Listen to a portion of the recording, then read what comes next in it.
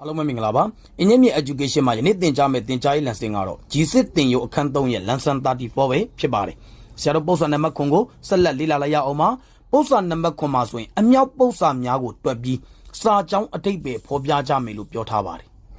ပေးထားတဲ့အမြောက်ပု္ပ္ပစာတွေကိုတွက်ချက်ပါမယ်ရလာသောအဖြေသည်ဘယ်စကားလုံးထည့်ရမှာလဲကိုဆိုလိုခြင်းပဲဖြစ်ပါတယ်ဥပမာပြောရမယ်ဆိုရင် 5.7 into 4.17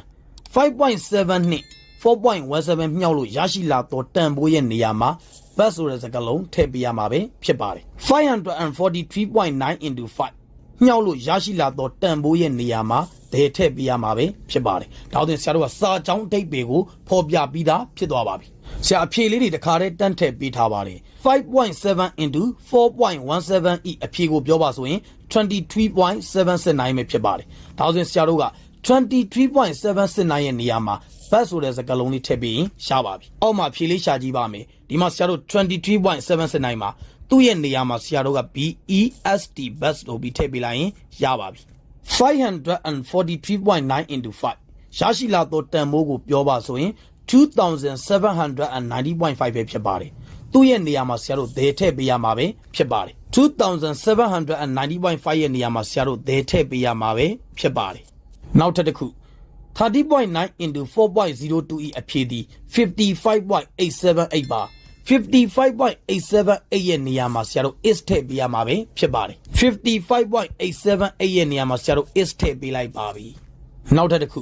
61.5 into 603.1 နဲ့မြောက်လို့ရရှိလာသောတန်ဖိုးသည် 37,090.65 ပဲဖြစ်ပါတယ်သူ့ရဲ့နေရာမှာဆရာတို့ mathematics ဆိုတဲ့စကားလုံးလေးထည့်ပေးရမှာပဲဖြစ်ပါတယ်37,090.65 ရဲ့နေရာမှာ mathematics ဆိုတဲ့စကားလုံးလေးထည့်ပေးလိုက်ပါပြီနောက်ထပ်တစ်ခု 10.531 into 0.2 နဲ့မြောက်လို့ရရှိလာသောတန်ဖိုးသည် 2.1062 ပဲဖြစ်ပါတယ် 2.1062 ရဲ့နေရာမှာဆရာတို့ i ထည့်ပေးရမှာပဲဖြစ်ပါတယ် 2.1062 ရဲ့နေရာမှာဆရာတို့ i ထည့်ပေးလိုက်ပါပြီနောက်ထပ်တစ်ခု 6.3 into 9.5 နဲ့မြောက်လို့ရရှိလာသောတန်ဖိုးသည် 59.85 ပဲဖြစ်ပါတယ် 59.85 ရဲ့နေရာမှာ like ထည့်ပေးရမှာပဲဖြစ်ပါတယ် 59.85 ရဲ့နေရာမှာဆရာတို့ like ထည့်ပေးလိုက်ပါပြီ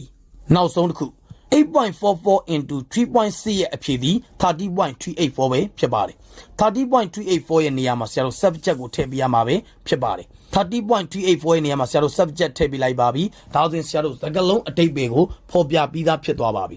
စကားလုံးရဲ့အဓိပ္ပာယ်ဒီ the subject I like best is mathematics ပဲဖြစ်ပါတယ်ယနေ့သင်ကြားပေးခဲ့တဲ့သင်ကြားရေး lesson ကိုနားလည်လိမ့်မယ်လို့ထင်ပါတယ်အားလုံးကိုကျေးဇူးတင်ပါတယ်ရှင်လန်းချမ်းမြေ့ကြပါစေဗျာ